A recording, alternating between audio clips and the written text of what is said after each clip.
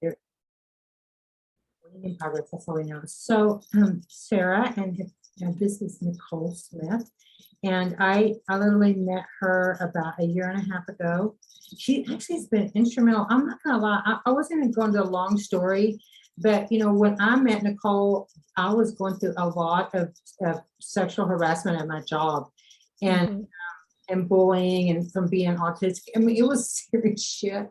And I didn't even know how to deal with it. So Nicole, I mean, I still worked my cases and all that, but I met Nicole during that time, bless her heart. She saw the very worst of me, and she was still, just still a supportive friend, and has taught me so much about, well, not just about being a self-employed person, but also about different ways of caring about people that I didn't already know, which is pretty amazing. It's because she's a guardian. She's a lot of things. She wears many a hat. I'm going to let her talk about that. But how I met her in the legal field was that I was in the public defender's office, and she was helping me with one of my clients. And she went through some serious racism. She was a guest last year in this class, and we talked about that. So it became an important part, but our relationship literally grew into this beastie friendship. And so now I love her like a sister, and honor every time I learn something from her, and I do every day too. So Nicole, with that, please go ahead and take the floor. Jane, you are wonderful. Meeting you was just, it really is one of those relationships that I have that, from the minute you start talking to the person, oh, this is going to be a long, long relationship. It's like, we connect on so many different levels. And it's hard to find people that you connect with on so many different levels, right? I could call you on any given day, and you're doing something, and I find it fascinating. So I'm always intrigued, and I learn more from you than you ever know. All right. So I thank you for connecting and allowing me to be a part of your world, because it's rare. It's rare that you find people that you connect so well with. And I just love you to death. I'm not going to interrupt you, but can I just briefly tell us in 10 seconds? Do you remember the first time we met and we were in the courthouse and I had all that Lysol? I was spraying. We were in this wet time, and I don't like germs, so I was like, holy shit, there's COVID everywhere. Cortisol comes in there. I am like bundled up with meth. You were wiping a cloth seat, like the seat was cloth, and you were wiping it with Lysol wipes. And I'm like, but it's not even vinyl. You can't. We'll just start and so she said we connect on so many levels, but she has a serious amount of patience, because there I was like, okay, let me just do this first, because and we messed up. But anyway, I'll never forget, why. That was funny, but we shared some really interesting clients. And I think that is, when you have clients that we collaborate on, and they're just, it's sad because it's mostly mental health and substance abuse that have just made them deteriorate, and we have to engage to try to help them. It's challenging for especially you. Your role plays a huge part in their rehab. But you were wiping a cloth seat with Lysol wipes. So that was pretty cool, Jay. I love that. It's a new definition of, cleaning. Yeah, there were no germs in there, I'm pretty sure, because, I'm glad I didn't kill both of us, but I'll never forget how patient you were. That just makes me laugh now. So it's just like, it's funny. Thanks for having me back in your class. Yeah. Yeah. Then you're back. Yeah. So go ahead. I swear I didn't want to waste that time, but I just had to throw that out there because it was so. So it's been a year. Let's see what has happened. Well, I've adopted a baby that didn't even know I was going to adopt is one of those great things, right? So that has totally changed our lives. It's changed, how we operate our business, how we function in our household. It is totally changed your life. It's the weirdest thing is, I get a lot of people that obviously they look at my son and they see his big blue eyes and his Caucasian skin and they're like, how did you get him? Like, and oh, did you want to adopt a Caucasian baby? And I'm like, no. And it's hard to tell the story, right? It's hard to explain to people, but I appreciate them asking because if they don't ask, they're just staring Mhm. and they'll stare and make the weirdest gestures. Some are offensive. You don't really know how to react when you see those stares, and it makes the person uncomfortable. It's like staring at a person who is visibly disabled. You've ever seen someone that is physically disabled and really challenged in their disability, and they're out in, functioning in their lives, maybe at the airport, because we travel a lot with the baby. And you have people that just look like, how do you live? How do you do this? And there's all these questions you could read in people's mind. Those are the stares that we get.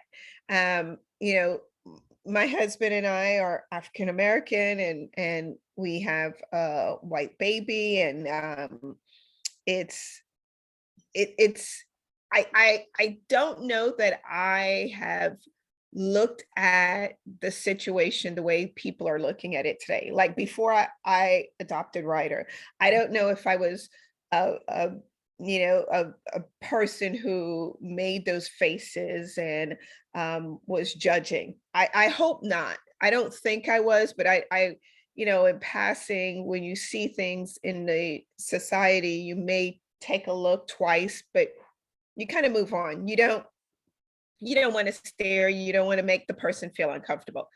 And I I I don't know that the staring and the snarling faces will stop. I think people are ignorant. And they don't know the story. And I think that's the beautiful part about this, right? Of how we have Ryder as a part of our family today. They don't know the origin. They don't understand mom selected us, as crazy as that sounds, right? Because we didn't have a relationship. This lady asked me in May, hey, I'm pregnant, can you adopt my child? And my husband and I just recently, we were thinking about this, and we were recalled the day she asked us, and we both looked at each other and we were like, sure, yeah, because we're thinking this is not going to happen. Who is this person? We don't hardly know you. We've maybe seen you once or twice, and your behavior in our presence hasn't been like, we're not buddies, you're not coming to my house, but you're asking me to take your baby when it's born. So not thinking anything of that, we fast forward from May to September, we don't have any contact, no communication with the birth mom. And then CPS calls us. And I think I remember reaching out to you, Jay, and CPS calls and says, hey, we understand your kinship. And kinship really means that we're a known person. Well, we weren't really a known person and a relative. I'm happy today to have Ryder in my life, but I think people don't know that backstory. I think when we're out in public and people see us with this beautiful baby boy, they make these weird assumptions. And I really prefer if they ask the question rather than stare, because the staring is so disturbing, right? And they may point, some people point, but fast forward, September comes around and, we get that CPS call and we made the decision. And he got him from the hospital. I jokingly say I got him from the womb. He was, wrapped in his swaddling clothing when we picked him up and brought him home and had adopted him in March. The adoption became final. So um, we were just so happy with him and he is doing so well. He took his first few steps yesterday. Oh my gosh. I have to video it. He was in his like little two-piece pajama and I'm like, he's in my kitchen and I'm like, you've got to go to bed. And so he gets up, he stands up, holds onto my leg and then takes off walking like he's going upstairs. He knows how to go upstairs, by himself and he comes down on his belly by himself. But he took like 10 steps yesterday. And so we're so excited that he's going to be walking. We're about to take our trip to London. My husband is from London. We're having a little issue with the passport, but I just think we consistently have these challenges because there's that presence of a race difference. So we're questioned multiple times on, do we have a valid passport? Do we have valid rights to have him? And just different things. So it's challenging, but we have learned to adapt and we love him. So that's been, a whirlwind of a change in life, right? We now have this beautiful little boy that, oh my gosh, my husband and him are inseparable.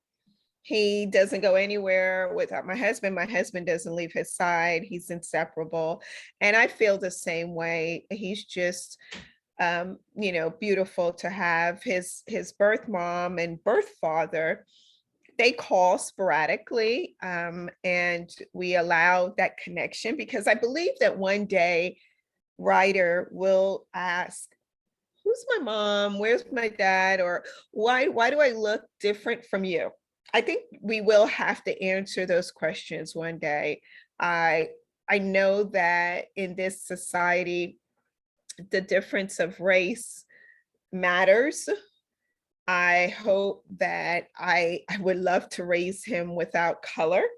So he sees nothing but love and accepts the people in his family as his family. I am going to be honest with him and let him know this is why you're here in our family. We love you. We've adopted you, for all intended purposes, you're mine and you're a part of me. But it's challenging to raise him in this society. And I know that I will continue to have those stares and the looks. And when he starts school, we may have, it's going to be a constant reminder that he is of another race. And it's funny because I often wonder if when Caucasian mom and dads, Caucasians adopt African children, how does that fit in? I don't know that we stare and look that much. I don't know that we make the faces. I think we're more sorrowful in our hearts. I think we have this, oh, thank God someone has them, rather than the looks that I get are like, what are you doing? Why do you have this child? Like I've gotten those questions. Why do you have this child? Or where's his mother? When I used to see African children with the Caucasian parents, I'm more like appreciative. Well, thank God, they're out of poverty or whatever situation. I never think of you shouldn't have that child. That's not my thought. And it's not the thought of many of my colleagues and family members, because we're appreciative that someone stood up and is giving this child an opportunity. As the reverse is happening now where I'm raising a white male, and I feel judged, ridiculed, and that I'm out of place to be doing that. But I'm going to do it. And he's going to be the best son he could ever be. I mean, he's adorable and everyone loves him, right? So he'll steal anyone's heart. So that's been fun. What else has happened in a year? We have downsized and made some changes in our business. Operating in the state of Texas is a challenge itself because we are a small business, considered a small business still. There is I hate to pinpoint reasons why Lubbock wasn't successful for us, right? I don't know that it was the community, unwelcoming community, or it was just not a good fit. It's possibly some of both, but we've made some changes to operations in the Lubbock community because it's a need, but it's not being, the community is not adapting. Let's say that. So it could be not a good fit. It's hard to blame everything on, or let me say this, it's easier to blame others for failure, changes, and so forth in business. And in business, there's cycles. You have your great years where your profit margins are wonderful, no matter where you're operating. And then you have years where you're just at a slow. Well, and we're kind of still coming out of COVID, not completely out of COVID. So we've made adjustments to where our overhead is not as much. We don't have the engagement level we had before. So that reduces our costs. But when you reduce your overhead expenses, you also reduce income, right? So they kind of go hand in hand. You expect that if you're increasing your operating expenses, that generally means you're going to have more income because you're doing things to project for more sales or more growth. So there's just been so many changes. And I think Lubbock itself is a difficult community. However, I must say there are some development changes happening there within the community. You have the brand new airport. So I think there will be more opportunities in the future, but you have to wait till more diversity comes with that. Right. I think when you open it, when you have large scale projects like expanding airports and developing new communities, you have opportunity for others to participate and have a contribution to those types of projects. So you will get more minority participation, whether it be African American or the Latino community. You'll have just a better opportunity because the projects are so large that they can't shut the door, right? So airport projects are large. You need hands on deck. I was at the Lubbock Airport recently, and I was shocked to see all these Black men working on a construction site. Now, they were all from out of town, but they had the opportunity to work on those projects. So I think as the growth comes in the community, you will find more diversity comes. And then the participation for minority business will happen. It could have happened sooner, but you kind of, when you going on, even like we've talked about it before, where even if you're affluent, there's East Lubbock where people assume that that's where African Americans live. They rarely does the idea, or do I hear, I may be wrong on this, but I've lived here and seen the culture a long time. There's not the diversity doesn't seem to, say someone makes a lot of money, a person of color, Asian, Black, Latino, whatever, that necessarily isn't what defines where they, how society views them. There has to be another piece of that in Lubbock still, another piece to pull, like we talked about, how many, and if you take a neighborhood in Southwest Lubbock, affluent neighborhood, how many Black and brown and Asian families are gonna live in that neighborhood still? You know, Very few, if any. any, so there's still that segregated, I mean, and that's actually a topic of conversation that goes on a lot in Lubbock now. Yeah, Incredibly, and it was designed, the city was designed that way on purpose. So right. You'll always find that railroad track, right? And that east of the Martin Luther King, you'll always find it. And it sadly, though, Jane, it's not just in Lubbock, right? It's across the country. Every city I've ever been into, there is Martin Luther King Boulevard and there are railroad tracks, or there is some division of the city. So maybe a highway. In Dallas, Martin Luther King Boulevard is like not a community I would live in, although it's overly populated with African Americans, but I wouldn't live there because it's blighted. I think that it is historically ingrained in society that people of color, and when I say of color, I'm talking of Hispanic culture as well, because I have a lot of Dominican, Puerto Rican friends, and they share, we've talked about these discussions, and the society we live in today has not really changed very much when you think about it, because there's still closed opportunities and closed doors.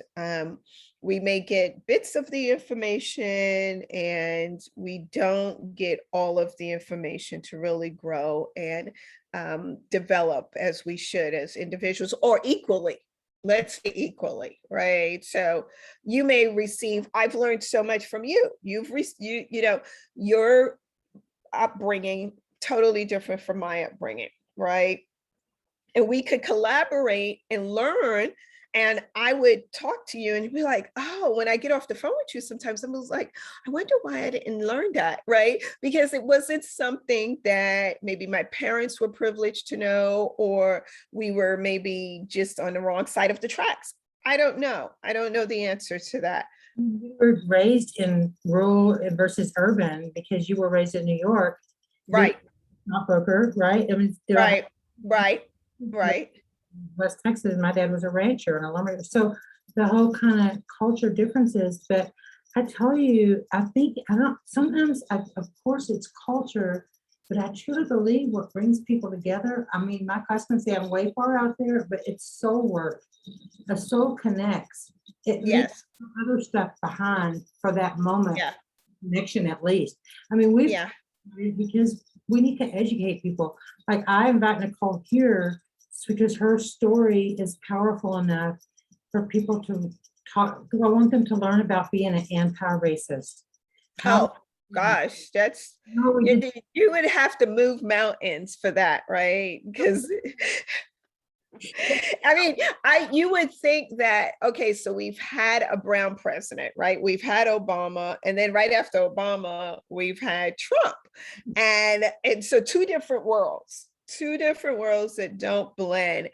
I think the fight is not to change the narrative. I think you and I were discussing this, but that generation that grew up in the racism, believe in it and hold true to that one race as the superior race has to die off. And hear me, I don't wish death on anyone, right? But until that mindset is abolished and no longer breathing in our society, it's hard to really change people's minds. It's just hard because you're going to have those influences inside of different circles that consistently are breathing that racism. They live and breathe that, right? You think the KKK is still not alive? It's alive. They're here. And in those communities, like many, but when you get into radical, and I really push a lot of, the political issues going on now, and I'm not even gonna say on one side, but they're radical, radical positions. And when that starts going on, then a society will shun anybody that's not, adhering to that philosophy, that radical philosophy. I mean, that especially in the rural areas and stuff like that. Right. And so, I mean, there's that, but I'm trying to watch for us because I know about your schedule and you Oh said, yeah, thank you. I appreciate it. I have a few more minutes. But I have an office I'll share this. I have an office in a rural community. And so I'm in a building with, I think we counted the other day, 16 other private offices. It's a big commercial building, but we all have large spaces. And so there's about 20 suite offices there, and I'm one of 16. I'm the only African American out in that rural community. And it didn't dawn on me until one of my employees made mention of it. And I said, really?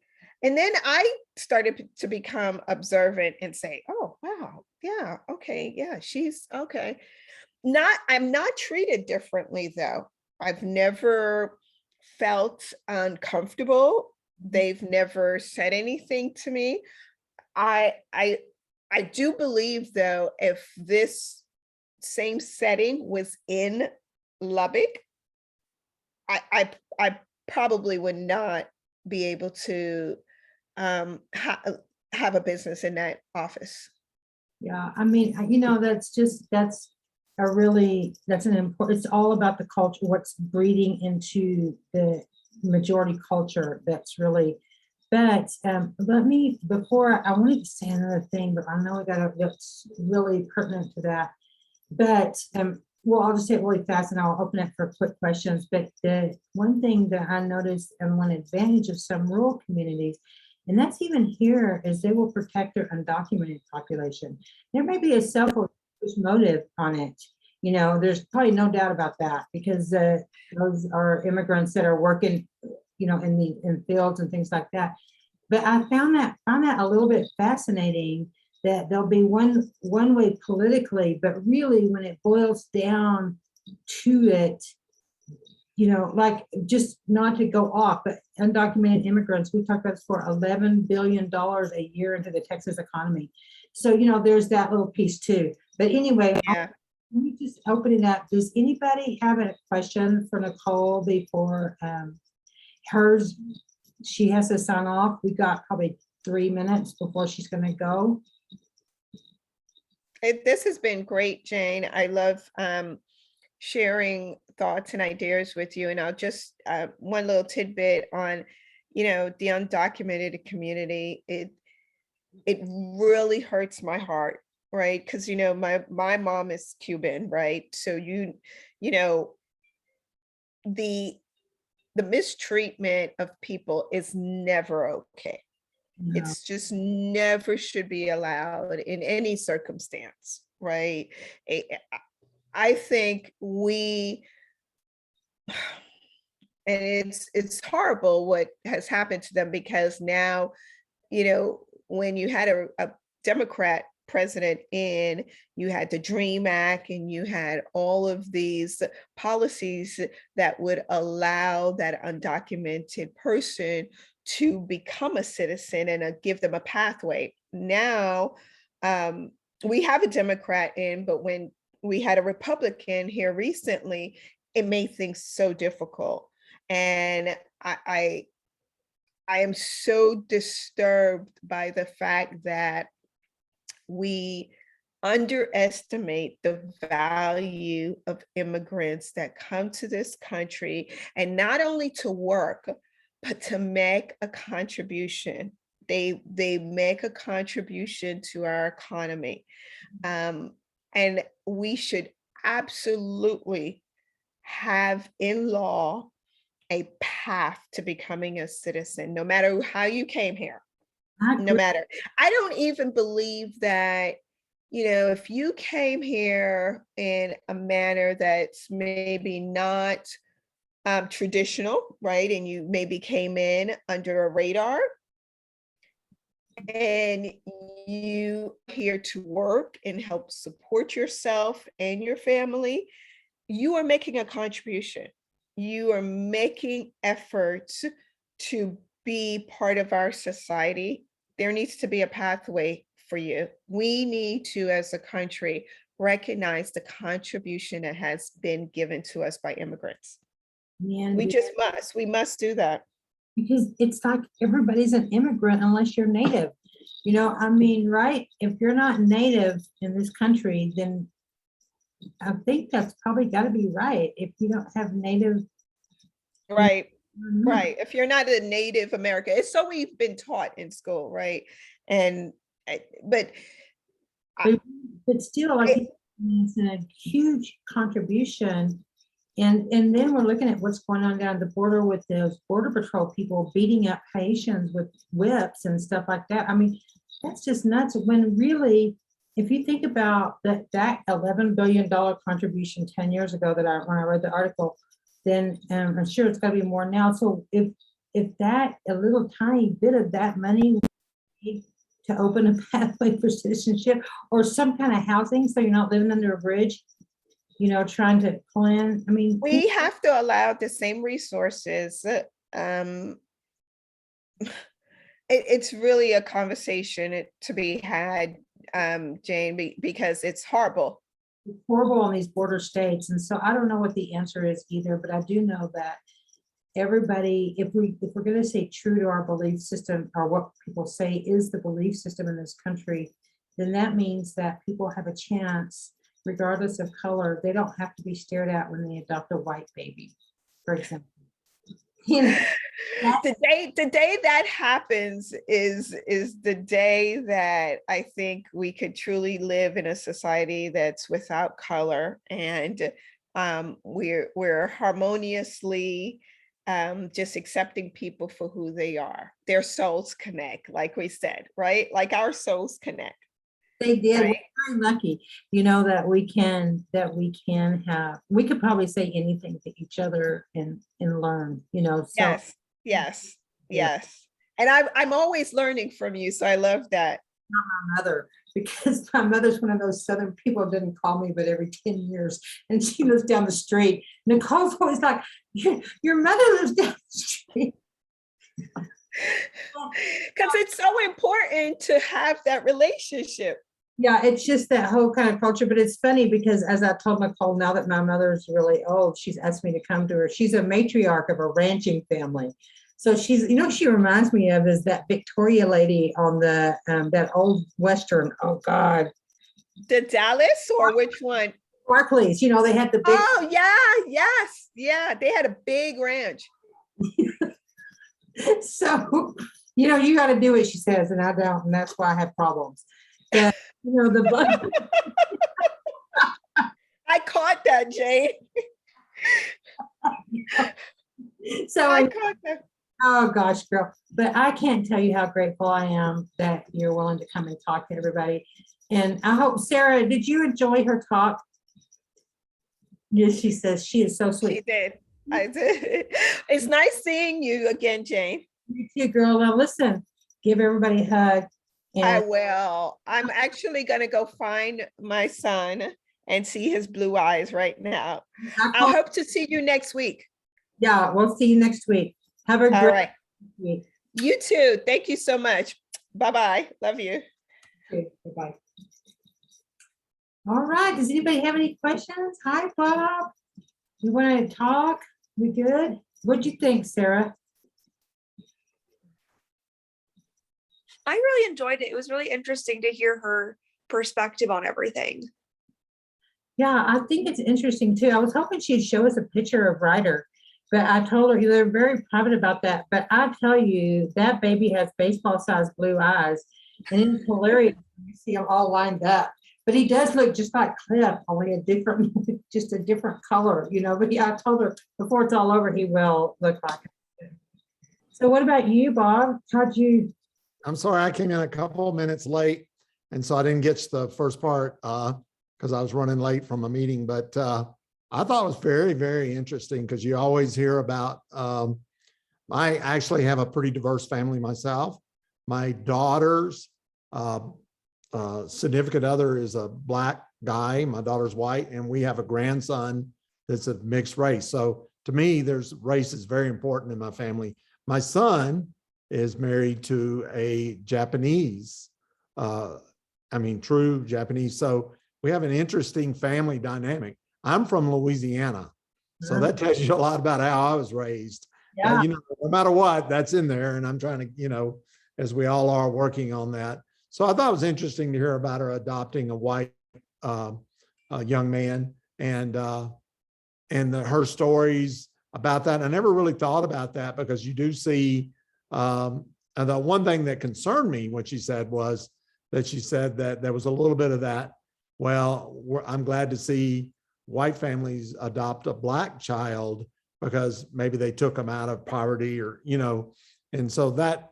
Not that I thought that was bad. It just I felt like that's a stereotype a little bit, that might be in there. But, I thought she was interesting. She's definitely an articulate person and a brilliant person and has a lot to offer.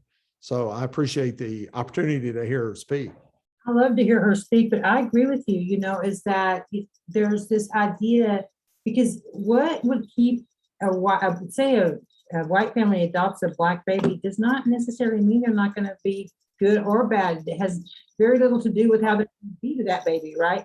So she's making the assumption on the other side that a white family is going to be nice to this baby when, that they adopt a Black baby, and they're going to be, the way they're supposed to be. And we all know, I think, as I hope, as white people, we're very good at masking, our issues, looking perfect, at least in my family. That's the Southern way, is that. Oh, of course. Yeah. We never, ever expose those. No, that's absolutely right. Closet somewhere, and we pretend like it's not there, so that was an interesting kind of, I think that's a good thing to think about, is that, wow, she did think that. And, if we talk about this visit later, I'll say, one of my students mentioned, I think that was a good point, is that, because, there is a stereotype there. And, right. So that's an interesting point. And we have to defend ourselves against all the stereotypes. I remember when I moved out west from, I was in Texas for a while, and I was teaching in Texas, actually, and I moved out west and as a photographer, and people were prejudiced against me because of my accent. Mm-hmm. They make the assumptions because of the way I speak. And my son was older too, and so he in school had those. So stereotypes are very common, and we have to all battle against them. And I know they're hard. They are. I struggle with them myself. Yeah, that happened to me when I moved from Massachusetts to Arizona. People said I talked weird. Yeah, especially in Arizona, they're that way. I know. They'll help point out, because I lived there too, girl, for 3 years. When I got my master's degree there, my husband and I at the time were older. I raised my kids. I wanted to get a master's in art, but you got to raise your kids and stuff. And so did counseling, but then when they grew up, the minute they grew up, I literally told my husband, I got to do this. I've got to get this MFA. So he was so frugal, bless his heart, and he was like, you're going to put us in the amount of debt. I'm like, no, I got this. I forgot. So he moved us into this trailer park. And it was a really interesting dynamic because I did my thesis work on it. It was a 55 and older trailer park, and I wasn't 55 at the time, but he was. He was, in fact, he was like 18 years our difference. So there was this idea that I didn't fit in. And plus, this was the best part of that place, is that we were renters and not owners, but they were renters too, because they rented the spot. I would always say we'd be in the hot tub and they'd be going on. And I'd be like, you're nuts. You're a renter. You were just dumb enough to buy a house and rent a space for it, but I didn't really say the dumb part, but I used to just tell my husband, it would just drive me crazy because there was a class structure even in the trailer park. And it was renters and age and versus owners, owners. So there's all that we have to be aware of. So I think it's a daily struggle is all I can say, or I say a daily job, to stay healthy and, I think Yes. our kids do okay and everything. And my kid's dad's from Brazil.